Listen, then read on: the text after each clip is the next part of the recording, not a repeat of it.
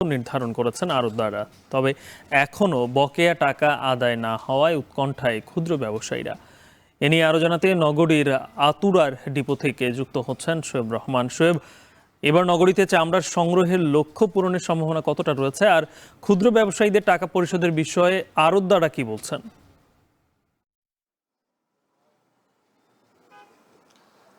গালিব, লক্ষ্যমাত্রা পূরণের ব্যাপারে ব্যবসায়ীরা বরাবরই আশাবাদী এবং তারা বলছেন যে এই যে কাঁচা চামড়ার লক্ষ্যমাত্রা যে সংগ্রহ সেটি মূলত বৃহত্তর চট্টগ্রামকে টার্গেট করে নির্ধারণ করা হয়।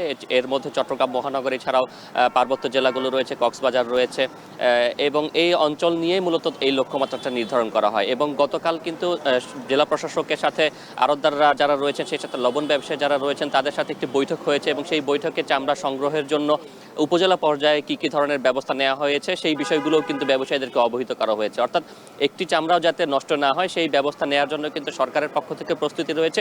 অন্যদিকে আড়তদাররাও সেভাবেই কিন্তু প্রস্তুতি নিচ্ছেন এবং আড়তদাররা জানিয়েছেন যে এবছর গেল বছরের তুলনায় লবণের দাম কিছুটা কম রয়েছে।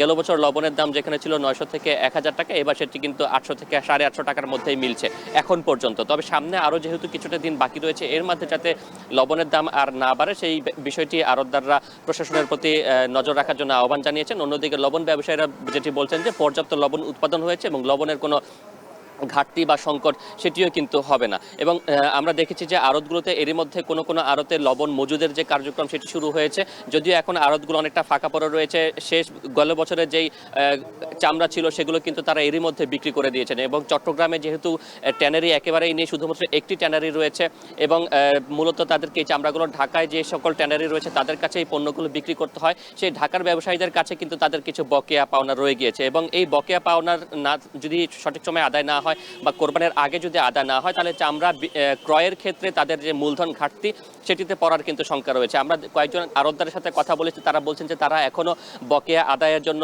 যারা ট্যানারি মালিক রয়েছেন তাদের দ্বারে দ্বারে ঘুরছেন এবং তারা চেষ্টা করছেন যে কোরবানের আগেই সেই বকেয়ার টাকাটা তুলে এনে তারা যাতে ভালোভাবে ব্যবসা করতে পারেন সেই চেষ্টা কিন্তু তারা অব্যাহত রেখেছেন। তারা আরও একটি বিষয় যেটি বলেছেন, এখন পর্যন্ত কাঁচা চামড়ার কিন্তু মূল্য নির্ধারণ হয়নি। তারা বলছেন যে মূল্য নির্ধারণের ক্ষেত্রে ঢাকা এবং ঢাকার বাইরে দুটো মূল্য নির্ধারণ করা হয়, কিন্তু যেই মূল্য নির্ধারণ করা হয় ট্যানারি মালিকরা পরবর্তীতে সেই মূল্যে চামড়াগুলো ক্রয় করেন না।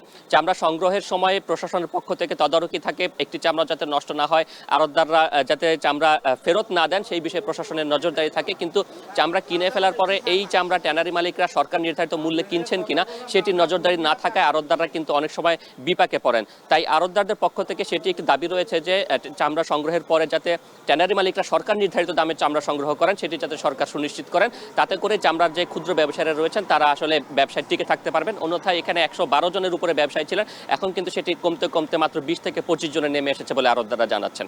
গালিব, চট্টগ্রাম থেকে যুক্ত ছিলেন সহকর্মী শোয়েব রহমান।